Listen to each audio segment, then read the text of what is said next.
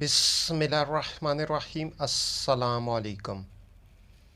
حضرت رسول خدا صلی اللہ علیہ وآلہ وسلم نے ارشاد فرمایا، جس نے میاں بیوی کے درمیان جدائی پیدا کی اس پر دنیا و آخرت میں اللہ تعالیٰ کا غضب و لعنت ہے۔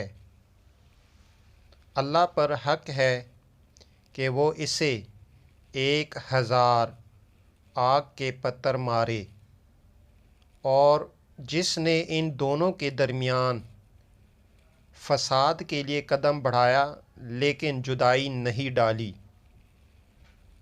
وہ دنیا و آخرت میں غضب و لعنت میں ہوگا۔